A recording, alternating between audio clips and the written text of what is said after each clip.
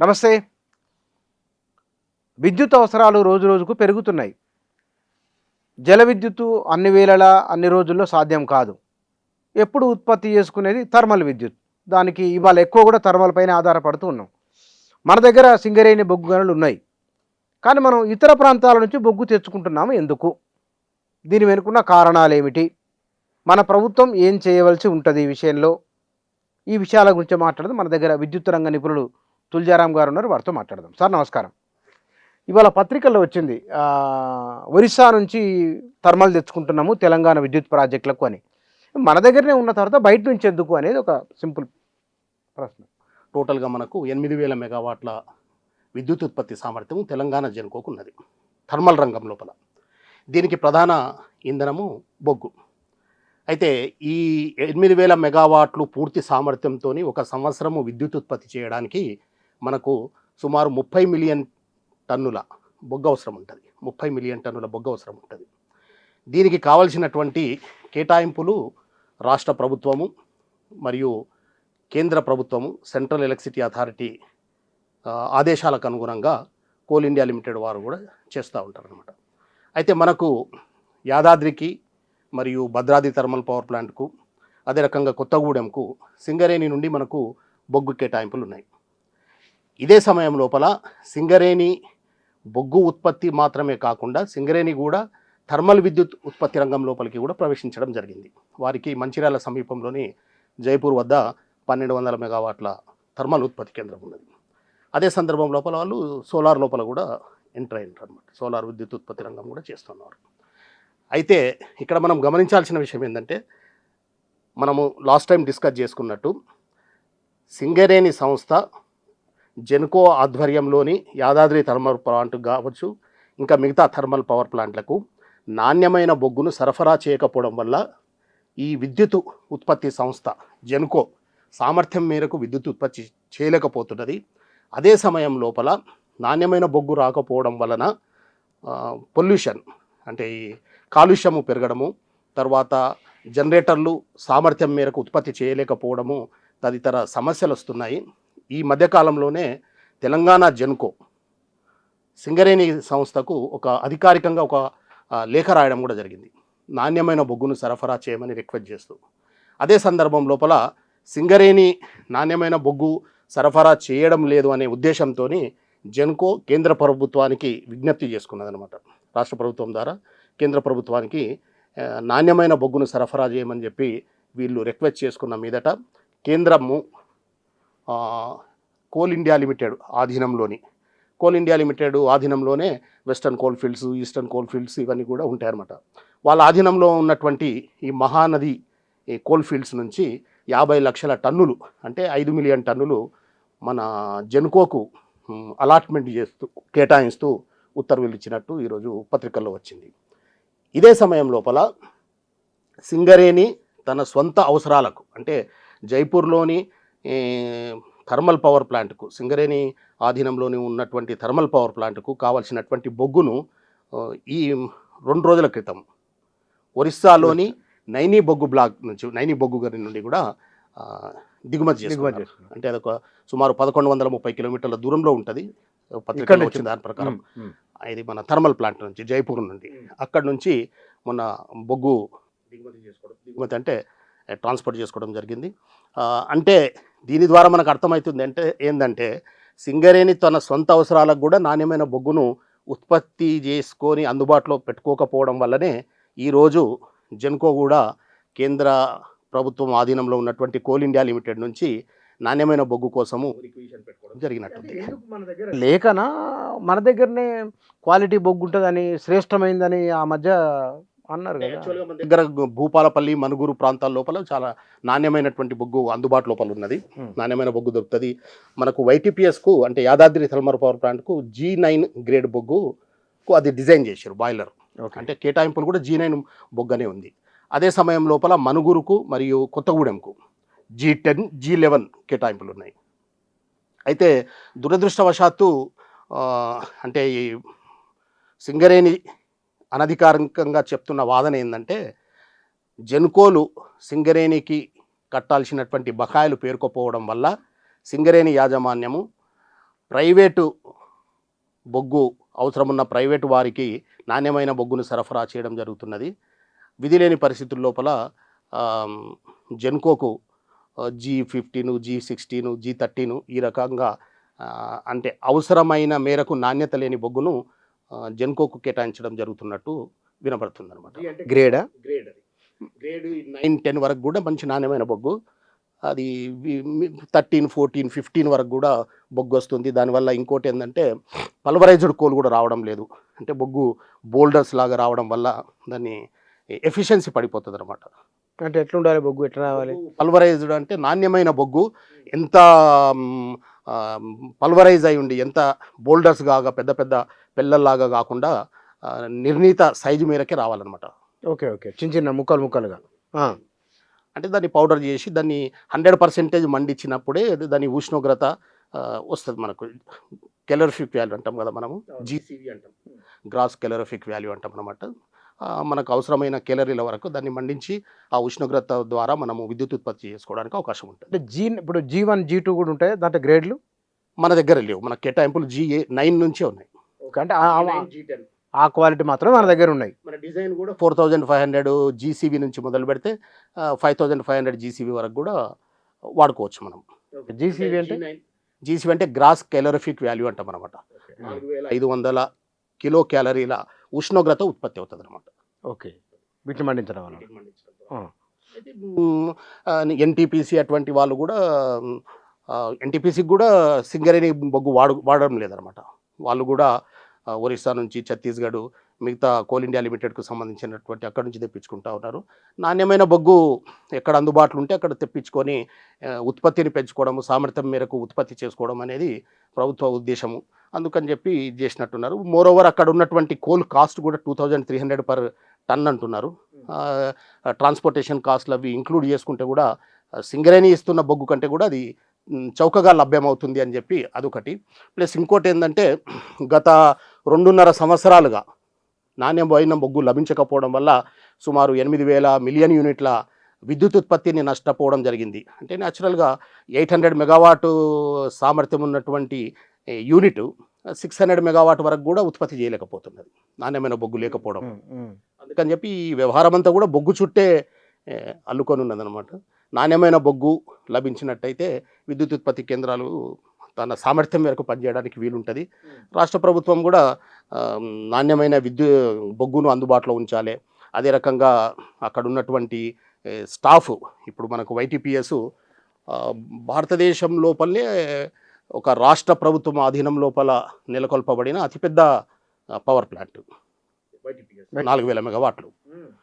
ఇండియాలో state government ఆధీనం లోపల ఎక్కడ కూడా అంత అంటే ఎన్టీపీసీ ఆధ్వర్యం లోపల ఉన్నాయి. కాకపోతే రాష్ట్ర ప్రభుత్వము టేకప్ చేసినటువంటి బిగ్గెస్ట్ పవర్ ప్లాంట్ అది చెప్పొచ్చు. ఇప్పుడు మనకెందుకు క్వాలిటీ బొగ్గు? మన భూపాలపల్లి తీసుకొని దాంట్లో వచ్చింది మండించినప్పుడు G13, G14, G15 వస్తున్నది అని అర్థం. G9 క్వాలిటీ రావాల్సిన స్థానం లోపల G15, G14 క్వాలిటీ ఉన్న బొగ్గు వస్తున్నది కాబట్టి మేము సామర్థ్యం మేరకు ఉత్పత్తి జరగడం లేదు, విద్యుత్ ఉత్పత్తి నష్టపోతున్నాము. అంటే విద్యుత్ ఉత్పత్తి నష్టపోవడం వల్ల జనరేషన్ రాదు కదా, జనరేషన్ రానప్పుడు యూనిట్స్ లాస్ అయితే ఉన్నాము, దాని ఎఫిషియన్సీ తగ్గిపోతుంది, యూనిట్ కాస్ట్ పెరుగుతుంది, పొల్యూషన్ పెరుగుతుంది, దానివల్ల బూడిద ఎక్కువ వస్తుంది, పరిసరాలు కాలుష్యానికి గురవుతాయి. ఇవన్నీ కూడా సమస్యలు ఉంటాయి దాంతోపాటు.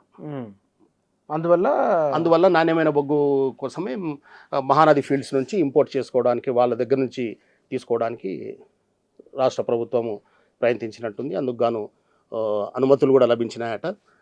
50 లక్షల టన్నులు అంటే 5 మిలియన్ టన్స్. ఎన్ని రోజులకు అది? ఎన్నేళ్ళు? 5 మిలియన్ టన్నులు అంటే దీన్ని బ్లెండింగ్ చేసుకోవడమే సరిపోదు. మనకు రిక్వైర్మెంట్ 30 మిలియన్ టన్స్ ఉంది. 30 మిలియన్ టన్స్లో పర్ ఇయర్ 30 మిలియన్ టన్స్లో అక్కడ నుంచి 5 మిలియన్ టన్స్ వస్తుంది. మిగతా 25 మిలియన్ టన్నులు సింగరేణి సప్లై చేయాల్సిందే. అంతే కదా, అంటే కొంచెమే అక్కడ నుంచి వస్తున్నది. అంటే ఇక్కడ మరి మన జెన్కోకు ఎందుకు ఇవ్వట్లేదు? కారణం ఇక్కడ అప్పుల వ్యవహారం ఏం జరిగింది?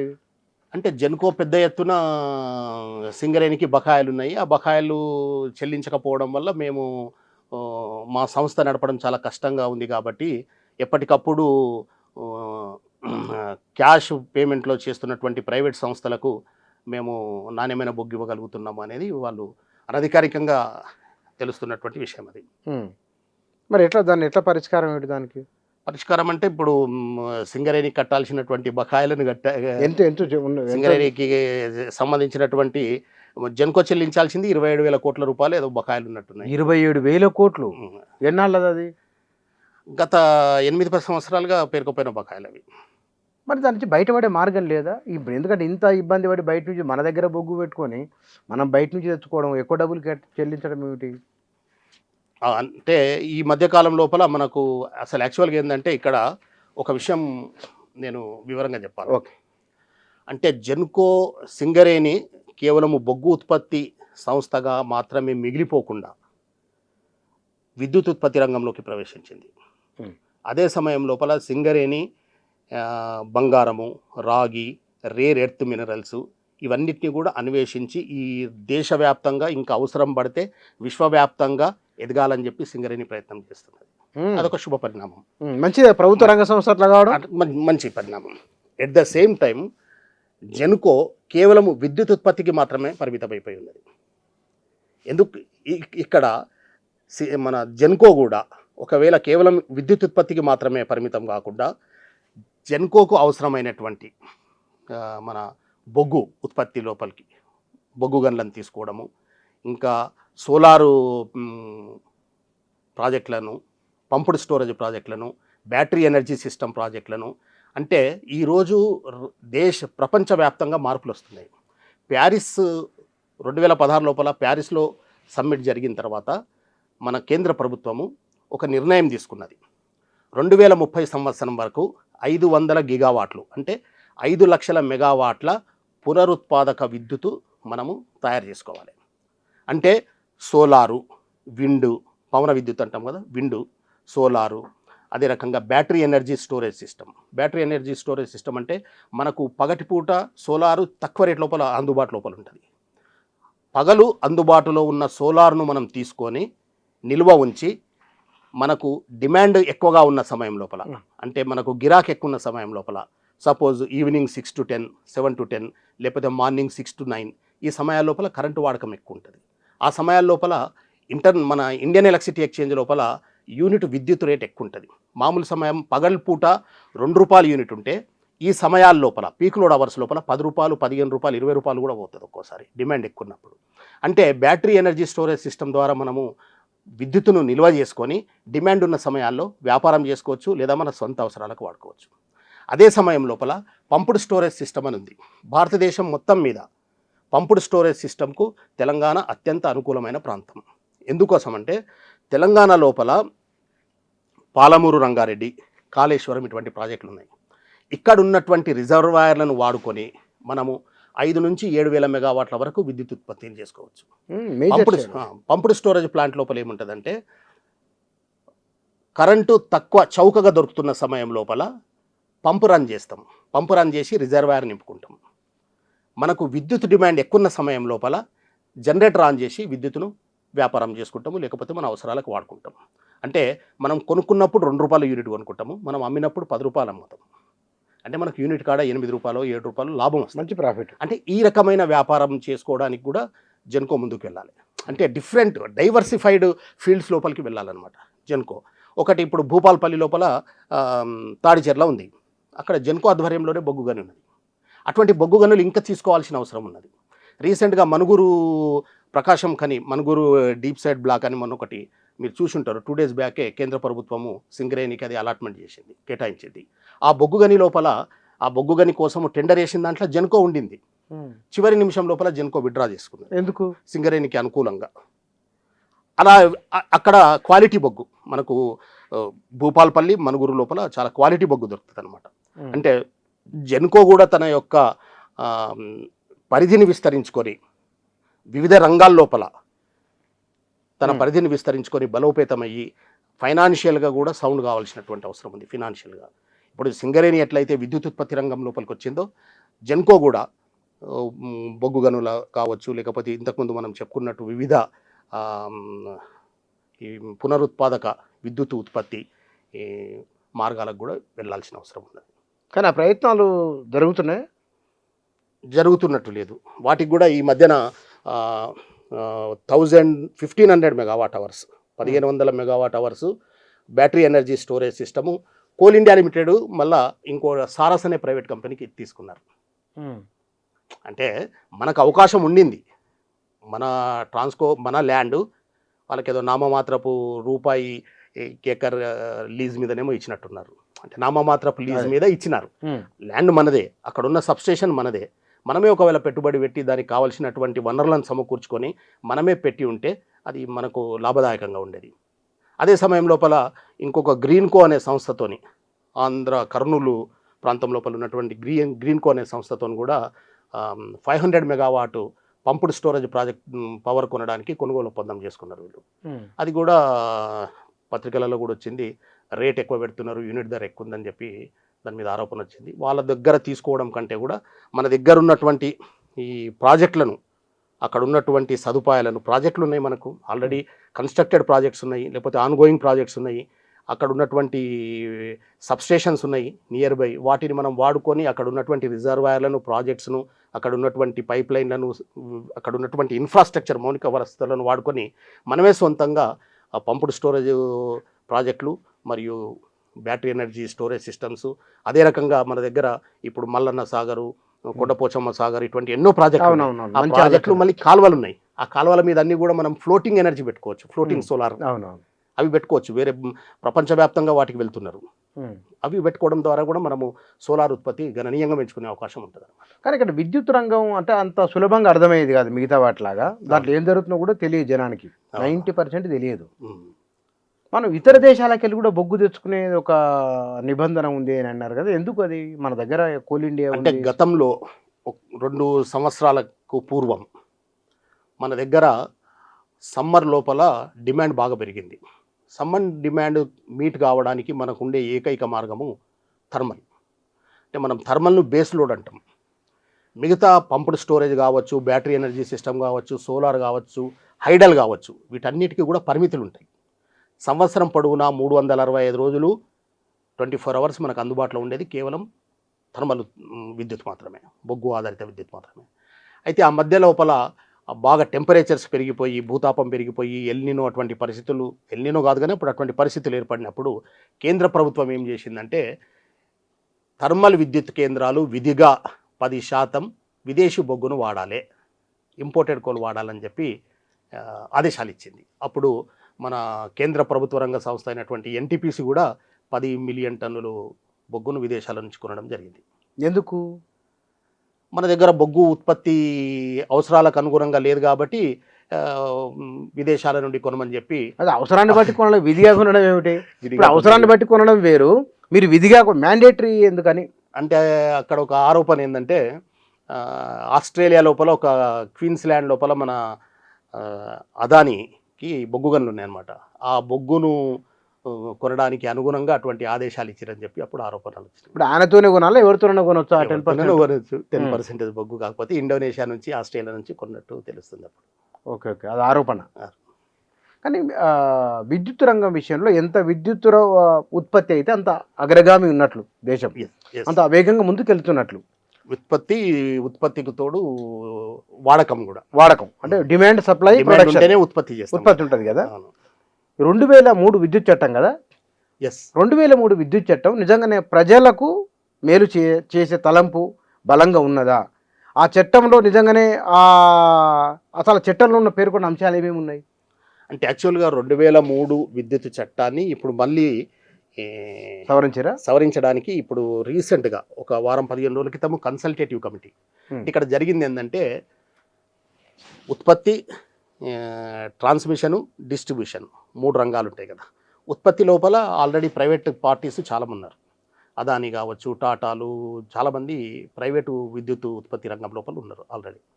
ఈ ట్రాన్స్మిషన్, ఈ EHT substations, transmission lines, EHT substations, ఇవన్నీ కూడా ట్రాన్స్కో పరిధి లోపలికి వస్తాయి. అయితే డిస్కామ్ లోపల డిస్ట్రిబ్యూషన్, కన్జ్యూమర్కు డైరెక్ట్గా విద్యుత్తును సరఫరా చేసి కన్జ్యూమర్ దగ్గర, వినియోగదారుని దగ్గర డబ్బులు వసూలు చేసుకునే వెసులుబాటు ఉండేది డిస్కామ్ వాళ్ళకు. ప్రత్యక్ష సంబంధాలు ఉండి వ్యాపారం చేసుకునేది డిస్కామ్ ప్రత్యక్షంగా. ఈ రంగం లోపలికి కూడా ప్రైవేట్ రంగాన్ని తీసుకురావాలి అనేది ఉద్దేశం. అయితే కేంద్ర ప్రభుత్వము ఆ మధ్యన ఏం చేసిందంటే అప్పుడు ఢిల్లీ సరిహద్దుల లోపల రైతు సంఘాలంతా కూడా ఆందోళన చేస్తున్నప్పుడు అప్పుడు ఒక చట్టాన్ని తీసుకొచ్చింది, ఇండియన్ ఎలక్ట్రిసిటీ అమెండ్మెంట్ యాక్ట్ 2019 అని చెప్పి తీసుకొని వచ్చింది అనమాట. ఆ చట్టం లోపల ఏమున్నదంటే ఆ చట్టంను అప్పుడు రైతు సంఘాలు వాళ్ళు అడ్డుకున్న తర్వాత అది పోస్ట్ పోన్ అవ్వకుంటూ వచ్చింది. ఇప్పుడు 2025 ఇండియన్ ఎలక్ట్రిసిటీ అమెండ్మెంట్ యాక్ట్ 2025 అనే పేరు మీద ఇప్పుడు సెలెక్ట్ కమిటీకి వచ్చిందనమాట. అంటే పార్లమెంటరీ స్టాండింగ్ కమిటీ మొన్న రీసెంట్గా దాని మీద మీటింగ్ చేసింది. దాని లోపల ఏముందంటే డిస్ట్రిబ్యూషన్ బహుళ లైసెన్సింగ్ విధానం, మల్టిపుల్ లైసెన్సెస్. అంటే ఇప్పుడు ఒక ఏరియా ఉందనుకోండి, ఒక జిల్లా ఉందనుకోండి, ఆ జిల్లా లోపల ఇప్పుడు కేవలము southern power distribution company limited ఒకటి అక్కడ వ్యాపారం చేస్తున్నది. వీళ్ళు ఒక్కరే వ్యాపారం చేయకుండా ఎంతమంది అయినా కరెంటు వ్యాపారం చేసుకోవచ్చు. ఇప్పుడు ఈ మన బంజారా హిల్స్ ఏరియా ఉంది సార్, ఇక్కడ మీరు ఇప్పుడు ప్రస్తుతం టీజీ డిస్కామ్కు మీరు వినియోగదారులు. రేపు ఇంకొక ప్రైవేట్ కంపెనీ వచ్చి నేను మీకు కరెంట్ ఇస్తాను అని చెప్తే, లేకపోతే మీరు ఇంకెవరన్నా మీకంటే తక్కువ ధరకో లేకపోతే మీతో పోటీపడి కరెంట్ ఇస్తామంటే వాళ్ళ దగ్గర కరెంటు తీసుకునే వెసులుబాటు కల్పిస్తుంది అనమాట. లైన్లు ఇవే ఉంటాయి, లైన్లు మీరు వేసుకోవాల్సిన అవసరం లేదు. కొత్తగా వచ్చే డిస్ట్రిబ్యూషన్ కంపెనీ ఓనరు లైన్లు వేసుకోవాల్సిన అవసరం లేదు. అందుబాటులో ఉన్న లైన్లనే వాడుకొని దానికి ఏమైనా అవసరం ఉన్న వీలింగ్ ఛార్జీలు పే చేసి అతను కూడా వ్యాపారం చేసుకోవచ్చు. ఈ వెసులుబాటు కల్పించే చట్టము ఇదనమాట. అది వినడానికి బాగుంది, కానీ అది పెట్టేది ఎవరు? అందరు పెట్టగలరా? అది అంటే అందరు రాగలరా? దాంట్లోకి సాధ్యమవుతుంది అంటే కేవలం కొంతమంది. ఇప్పుడు బాంబే లోపల అంటే దీన్ని ప్రధానంగా దీని లోపల ఉన్నటువంటి లోపాలు, లేకపోతే విద్యుత్ సంఘాలు కావచ్చు, విద్యుత్ ఉద్యోగ సంఘాలు కావచ్చు, రైతులు కానీ వ్యతిరేకిస్తున్నది ఏంటంటే ప్రైవేటు పెట్టుబడిదారు ఎవరు కూడా కేవలం వ్యాపార ఆపేక్షతోనే, రారు కదా వాళ్ళు, వ్యాపారము లాభాపేక్షతోనే రంగం లోపలికి వస్తారు. లాభాపేక్ష లేకుండా వాళ్ళు విద్యుత్ రంగం లోపలికి, డిస్కమ్ లోపలికి రారు. ఒకటి, కొన్ని సంవత్సరాలుగా దశాబ్దాలుగా వేల లక్షల కోట్ల పెట్టుబడి పెట్టి ప్రజాధనంతో నిర్మించుకున్నటువంటి సబ్స్టేషన్లు కావచ్చు, లైన్లు కావచ్చు. ఇప్పుడు మనకు తెలిసి సబ్స్టేషన్లకు అన్నింటికీ కూడా ప్రభుత్వ భూములో లేకపోతే కొంతమంది రైతులు ఉదారంగా ఇచ్చిన భూములతో మనం సబ్స్టేషన్లు కట్టుకోవడం కూడా అయినాయి. ఈరోజు అంటే లక్షల కోట్ల పెట్టుబడులు పెట్టి మనం అంతా నిర్మించుకున్నటువంటి ఈ విద్యుత్ వ్యవస్థను ప్రైవేటు వాళ్లకు అప్పనంగా ఇవ్వడం అనేది కరెక్ట్ కాదనేది ఒకటి. సెకండ్, ఇంకోటి ఏంటంటే ఇది ఒకవేళ లైసెన్సింగ్ విధానం కంపల్సరీ చేసినప్పుడు ఎవరు లైసెన్స్ కోసం అప్లై చేసుకున్నా విధిగా ఆ రెగ్యులేటరీ కమిషన్ లైసెన్స్ ఇవ్వాలి అనేది ఒకవేళ అమల్లోకి వచ్చినట్టయితే ఈ ప్రైవేట్ పెట్టుబడిదారులందరూ కూడా బాగా లాభాలు వచ్చే ఇండస్ట్రియల్ ఏరియాసు, కమర్షియల్ ఏరియాసు, పట్టణాలు, నగరాలకు మాత్రమే వస్తారు. అదే గ్రామీణ ప్రాంతాలకు కానీ, రైతుల వద్దకు కానీ, లేకపోతే గృహ వినియోగదారులు, పేద ప్రజలు ఉండే ప్రాంతాలకు వాళ్ళు రారు. దీనివల్ల ఏమవుతుందంటే వాళ్లకు ప్రైవేటు పెట్టుబడిదారులు వచ్చి ఇక్కడ వ్యాపారం చేసుకోవడానికి అవకాశం ఇచ్చిన వాళ్ళమవుతాం అనేది ఇంకొక ఆరోపణ.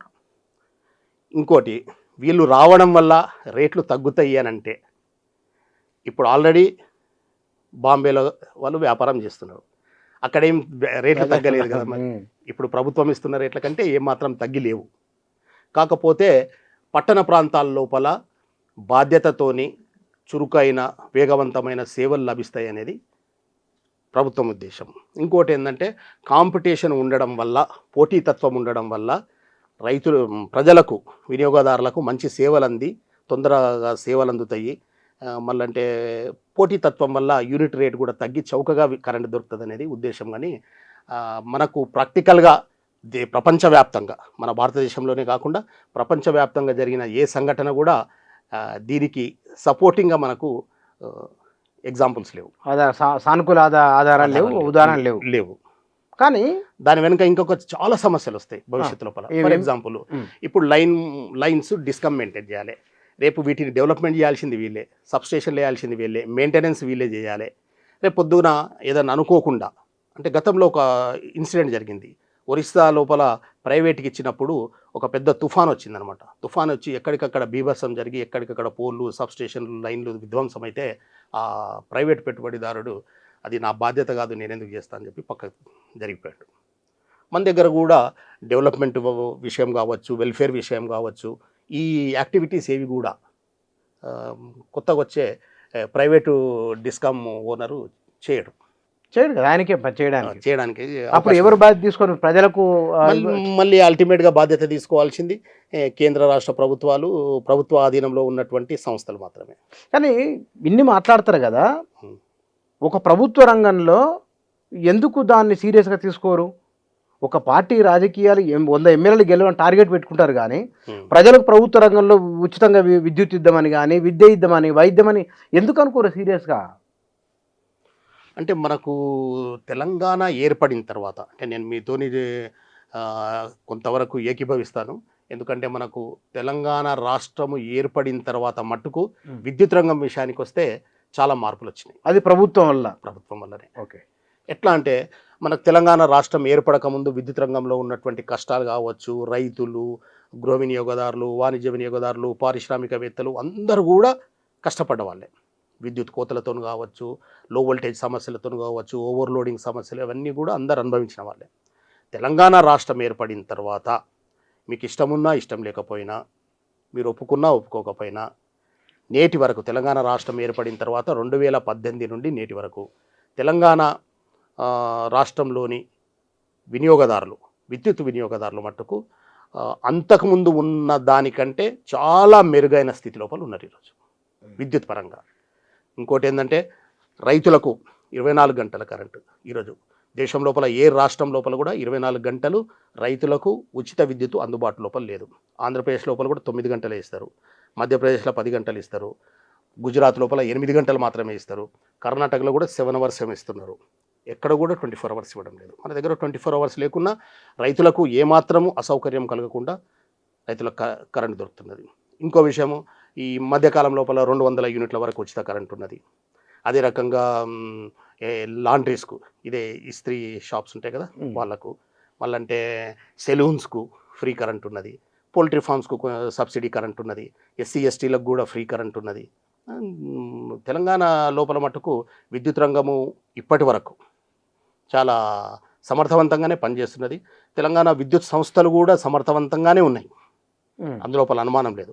కాకపోతే ప్రభుత్వం యొక్క తోడ్పాటు, ప్రభుత్వం యొక్క విధానాల మీద ఆధారపడి ఉంటుంది. కాబట్టి ప్రభుత్వం కూడా దాని మీద ప్రత్యేక శ్రద్ధ వహించి దానికి కావలసినటువంటి నిధులు ఇవ్వడము, దానికి కావలసినటువంటి ప్రణాళికలు రచించడము, అందుకు అనుగుణంగా రెగ్యులర్గా సమీక్షలు జరపడము, మరి సమర్థవంతమైన అధికారులను నియమించడము, దీని ద్వారా మనం ఇంకా మెరుగైన సేవలు కూడా అందించగలుగుతాం అన్నమాట. అంటే నిరంతరాయంగా ఏమాత్రం కరెంటు ఇబ్బంది లేకుండా, కరెంటు ఇంటరప్షన్స్ లేకుండా క్వాలిటీ కరెంటు, మరియు ఎట్ అఫోర్డబుల్ రేటు, అంటే చాలా రీజనబుల్ రేట్లో ఇవ్వడం అనేది జరుగుతుంది. ఇప్పుడు మా రాష్ట్ర ప్రభుత్వాలలో ఏ రాష్ట్రంలో మంచి విద్యుత్ పాలసీ ఉన్నది, ఎవరు బాగా దాన్ని అమలు చేస్తున్నారు ప్రజలకు దృష్టిలో? మొత్తం భారతదేశం అంటున్నారు. భారతదేశం మొత్తం మీద తీసుకున్నట్టయితే విద్యుత్ రంగం విషయానికి వస్తే ప్రోగ్రెస్ అంటే విద్యుత్ పురోగతి ప్రధానంగా దక్షిణ భారతదేశం లోపల విద్యుత్ రంగం పరిస్థితి చాలా మెరుగ్గా ఉంది. దక్షిణ భారతదేశంతో పాటు గుజరాత్ రాష్ట్రంలో కూడా విద్యుత్ రంగం బాగా పనిచేస్తూ ఉన్నది.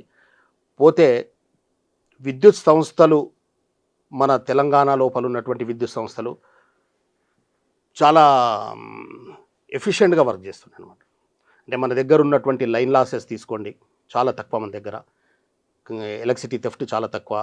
మళ్ళంటే కాస్ట్ ఆఫ్ సప్లై కావచ్చు, లేకపోతే ఇంటరప్షన్ ఫ్రీ సప్లై విషయానికి వస్తే, మళ్ళంటే జవాబుదారీతనము, మళ్ళంటే అకౌంటబిలిటీ, ఇవన్నిటి విషయం లోపల కొన్ని ప్యాకెట్స్లల్లా, కొన్ని గ్రామీణ ప్రాంతాలల్లో, రిమోట్ ఏరియాస్లల్లో, హైదరాబాద్లోని కొన్ని ప్రాంతాలల్లో విద్యుత్ చౌర్యం ఉంది అని చెప్పి అనుకోవడం తప్పిస్తే మిగతా ప్రాంతాలంతటా కూడా చాలా, ఈరోజైతే అసలు విద్యుత్ చౌర్యం అనేది ఆల్మోస్ట్ ఆల్ ఎరాడికేట్ చేయగలిగినామని చెప్పి చెప్పచ్చు తెలంగాణ లోపల.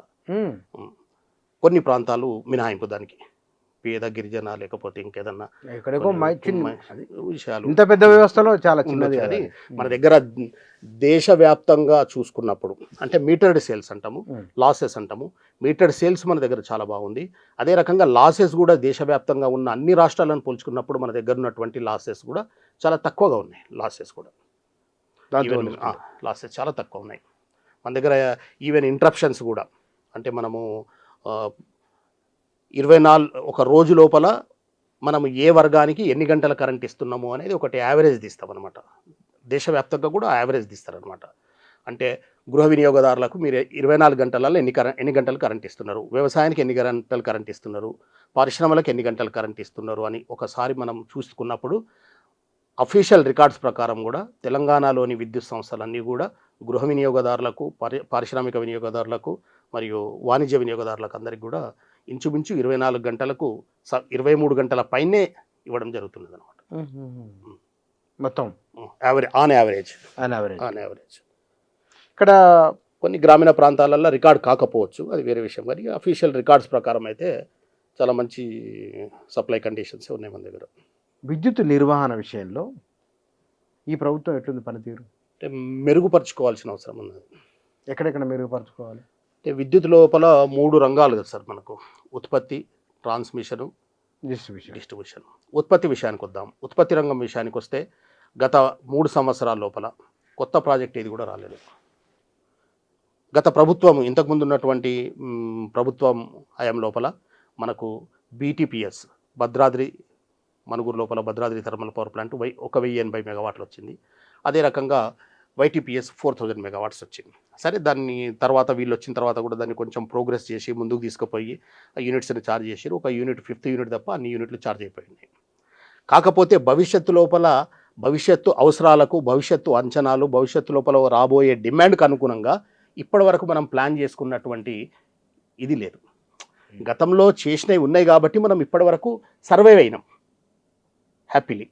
ఇప్పుడు భవిష్యత్తు లోపల ఇంకొక 5 years తర్వాత మనకు కరెంట్ కష్టాలు మొదలయ్యే అవకాశం ఉంటుంది. ఎందుకోసం అంటే ఈరోజు మనము ఆన్ హ్యాండ్ లేకపోతే దగ్గర పడ్డాయి, లేకపోతే మనము కన్స్ట్రక్షన్ మొదలుపెట్టినము అని చెప్పుకునే విద్యుత్ పవర్ ప్లాంట్లు ఏవి లేవు. 1 మెగావాట్ కూడా ఈరోజు మన ఆన్ హ్యాండ్ లేదు. ఇప్పుడు మనకు ఆ PM కుసుంలో వస్తున్నటువంటి రైతుల ద్వారా వస్తున్నటువంటి తప్పిస్తే పెద్దగా ఏం లేవు. కొనుగోలు ఒప్పందాలు చేసుకున్నాం ఇంతకుముందు మనం చెప్పుకున్నట్టు. ఒకటి బెస్, ఒకటి మళ్ళీ ఇది PSP ఒకటి 500 మెగావాట్ చేసుకున్నాం. కానీ అది సరిపోదు, అది లిమిటెడ్, దానికి పరిమితులు ఉన్నాయి. అంటే థర్మల్ ప్లాంట్ల కోసము కానీ, పంపుడ్ స్టోరేజ్ ప్రాజెక్టుల కోసము, సోలార్ ప్లాంట్ల కోసము జెన్కో ఇంకా యాక్టివ్గా అంటే కెపాసిటీని పెంచుకోవాల్సిన అవసరం ఉన్నది. అట్ ద సేమ్ టైం రెండో రంగం విషయానికి వస్తే ట్రాన్స్కో రంగం లోపల ఇప్పటి వరకు కూడా ఒక EHT సబ్స్టేషన్ నిర్మించుకోలేదు. ఈ 2.5 సంవత్సరాలలో కొత్తగా ఒక్క EHT సబ్స్టేషన్ కూడా రాలేదు. అంతకుముందు ప్రభుత్వము చాలా పెద్ద ఎత్తున సబ్స్టేషన్లు నిర్మించడం జరిగింది. ఇంతకుముందు చెప్పుకున్నాం మనం 6 400 kV సబ్స్టేషన్స్ ఉంటే 30 400 kV సబ్స్టేషన్స్ తీసుకుపోయినట్లు. ఆ రకంగా అంటే విపరీతమైన సబ్స్టేషన్స్ ఉన్న దానికంటే డబుల్ సబ్స్టేషన్స్ కట్టుకోవడం జరిగింది అప్పుడు గత ప్రభుత్వ హయాం లోపల. ఇప్పుడు మనం ఈ గత 2.5-3 సంవత్సరాలకు వస్తుంది, ఈ మధ్యకాలం లోపల మనం ఒక సబ్స్టేషన్ కూడా నిర్మించుకోలేకపోయినా. అంటే ఇంకా చాలా పని చేయాల్సింది ఉన్నది ఇంకా. అదే రకంగా డిస్కమ్ విషయానికి వస్తే కూడా అంటే రాబోయే రోజులకు డిమాండ్, హైదరాబాద్ డిమాండ్ విపరీతంగా పెరుగుతున్నది. మనకు హైదరాబాద్ లోపల గ్రోత్ రేట్ ఎక్కువ ఉంటుంది కాబట్టి డిమాండ్ కూడా ప్రతి సంవత్సరానికి ఇయర్ ఆన్ ఇయర్ బేసిస్ లోపల 10 to 20% డిమాండ్ పెరుగుతుంటుంది. కాబట్టి డిమాండ్ ర్యాపిడ్గా గ్రోత్ అయ్యే ప్రాంతాలను గుర్తించి ఎక్కడెక్కడ సబ్స్టేషన్స్ అవసరం ఉన్నాయి అక్కడ కట్టాలి తప్పించి సబ్స్టేషన్స్ను రాజకీయాల కోసం కట్టద్దు. ఎట్లా కొంచెం లోడ్ లేని ప్రాంతాలల్లో ఎమ్మెల్యేలు అడిగిరనో లేకపోతే ప్రజాప్రతినిధుల ప్రెషర్ ఉందని చెప్పి గ్రామానికి ఒక సబ్స్టేషన్ కట్టడం వల్ల ప్రయోజనం లేదు. ఆ రకమైన సబ్స్టేషన్స్ కట్టకూడదు. టెక్నికల్ ఫీజిబిలిటీ స్టడీ చేసి అక్కడ డిమాండ్ పెరిగే అవకాశం ఉంది, అక్కడ సబ్స్టేషన్ భవిష్యత్తులో అవసరం ఉందనే దగ్గర మాత్రమే సబ్స్టేషన్ కట్టాలి తప్ప అన్నెసరీ సబ్స్టేషన్స్ కట్టినట్టయితే దానికి ఆపరేటర్లు, మెయింటెనెన్స్, దాని పెట్టుబడి ఇవన్నీ కూడా వృధా అయిపోతుంది. ఆ రకమైన సబ్స్టేషన్స్ ఈ మధ్యకాలం లోపల కొన్ని ప్రాంతాల లోపల విపరీతంగా టేకప్ చేస్తున్నారనే ఒక ఆరోపణ ఉంది. అయ్యో, మన నష్టం కదా అది. నష్టమే, చాలా నష్టం అవుతుంది. నష్టం. కానీ పోయిన గవర్నమెంట్ తీసుకున్న థర్మల్ పవర్ ప్లాంట్ల విషయంలో ఈ ప్రభుత్వం తీవ్ర వ్యతిరేకత వ్యక్తం చేసింది. ఇప్పుడు బొగ్గు మళ్ళీ వాటికే తీసుకొని పోవడం అవి బాగున్నట్లని జస్టిఫై చేస్తున్నట్లా. అంటే ఇప్పుడు యాక్చువల్గా ఏంటంటే మన నైనీ బ్లాక్ నుంచి సింగరేణి థర్మల్ పవర్ ప్లాంట్ జైపూర్కు బొగ్గు ర్యాక్ వచ్చిందనమాట. ఎన్ని 4000 టన్నుల బొగ్గు వచ్చినట్టు, అంటే గూడ్స్ రైల్ గూడ్స్. దాన్ని సెలబ్రేట్ చేసిండ్రు. అయితే అభ్యంతరం లేదు, మంచి బొగ్గు ఎంత దూరమైనా తెచ్చుకోవడం అనేది అవసరం. మంచి శ్రమ కూడా తెచ్చింది కాబట్టి పట్టుదల మనం ప్రశంసించాలి, దాన్ని కూడా ప్రశంసించాల్సిందే. ఎట్ ద సేమ్ టైం సింగరేణికి 400 కిలోమీటర్ల దూరంలో లేని దామర్చెర్ల పిట్హెడ్ సబ్స్టేషన్ కాదు, ఎక్కడనో దూరంగా కట్టారు. దీనివల్ల 1000 కోట్ల నష్టం జరిగింది. ఈ సబ్స్టేషన్ను ఈ పవర్ ప్లాంట్ను కట్టాల్సింది కాదు అని చెప్పి దాని మీద అనేకమైన ఆరోపణలు చేసి దాని మీద ఎంక్వైరీ కూడా చేయడం జరిగింది. అయితే నిజం చెప్పాలంటే ఈరోజు మనము అదొక పవర్ హౌస్ తెలంగాణకు, 4000 మెగావాట్లు, చాలా పెద్దది, చాలా చాలా పెద్దది. ఇంక్లూడింగ్ టౌన్షిప్కు ఒక 1300 కోట్లు. అప్పుడు ఎఫ్జిడి అని పెట్టాల్సిన ఒక కండిషన్ ఉండేది అనమాట. ఫ్లూ గ్యాసెస్ డీసల్ఫరైజేషన్ అని ఒక ఎక్విప్మెంట్ ఉంటుంది, అది పెట్టాలి. మళ్ళీ అంటే ఎస్సీఆర్ అని ఉంటుంది ఒకటి. ఈ 2 ఎక్విప్మెంట్లు అంటే నైట్రోజను వ్యర్థాలు, సల్ఫర్ వ్యర్థాలు, ఈ వ్యర్థాల వల్ల కాలుష్యం జరగకుండా ఎక్విప్మెంట్స్ పెడతారనమాట. వీటి కోసము మెగావాట్కు ₹1 కోటి ఖర్చు అవుతుంది. 4000 మెగావాట్లు అంటే దానికి 4000 మెగావాట్ల పైన ఖర్చు అయింది, కోట్లే అవి కూడా 4000. మళ్ళీ అయితే ఇప్పుడు వాటిని కలుపుకుంటే ఈరోజు ఎన్టీపీసీ నిర్మిస్తున్నటువంటి పవర్ ప్రాజెక్టు మెగావాట్కు 12.5 కోట్లు అవుతున్నది. అది 9 కోట్లకు అయింది. కాకపోతే అక్కడ ప్రధానమైన ఆరోపణ ఏంది, బొగ్గు గనులు దూరం ఉన్నాయి. నైనీ బ్లాక్ నుంచి బొగ్గు తెచ్చుకోవడము 1130 కిలోమీటర్లు దూరం కానప్పుడు ఈ 400 కిలోమీటర్లు కూడా దూరం కాదు కదా. అంటే ఆరోపణలు నిజమున్నప్పుడే చేయాలి తప్పిస్తే దాని లోపల వేరే ఇంట్రెస్ట్ ఉండొద్దు. కానీ ఇక్కడ మరి ఒడిస్సా నుంచి బొగ్గు తెచ్చుకోవడం, ఒకవేళ మనం ఇందాక మాట్లాడిన దాన్ని బట్టి చూస్తే కనుక మన దగ్గర బొగ్గు ఉన్నప్పుడే అక్కడ నుంచి తెచ్చుకోవడం వెనుక వీళ్ళు డబ్బులు చెల్లించకపోవడం ప్రధాన కారణం. అంతే, అంతకుమించి మనం ఏమని అనుకోని డబ్బులు చెల్లించి అంటే బకాయిలు, సింగరేణికి ఉన్న బకాయిలన్నింటినీ ప్రభుత్వం జోక్యం చేసుకొని వాటిని అన్నింటిని వెంటనే చెల్లించి వైటీపీ తెలంగాణ జెన్కో ఆధీనంలోని థర్మల్ పవర్ ప్లాంట్లకు నాణ్యమైన బొగ్గు అందేలా చూడాల్సిన బాధ్యత తప్పకుండా రాష్ట్ర ప్రభుత్వం ఉంది. Right sir, thank you. Thank you. ఇతర మన దగ్గర సింగరేణి బొగ్గు ఉన్నప్పటికీ బయటికి తెచ్చుకోవడానికి గల కారణాలు ఏమిటి, మన రాష్ట్ర ప్రభుత్వం ఏం చేస్తే బాగుంటుంది, ప్రత్యామ్నాయంగా ఎట్లా ఆలోచిస్తే బాగుంటుంది అనే వాటికి సంబంధించి వారి విశ్లేషణ, సూచనలు ఇవి. Thank you.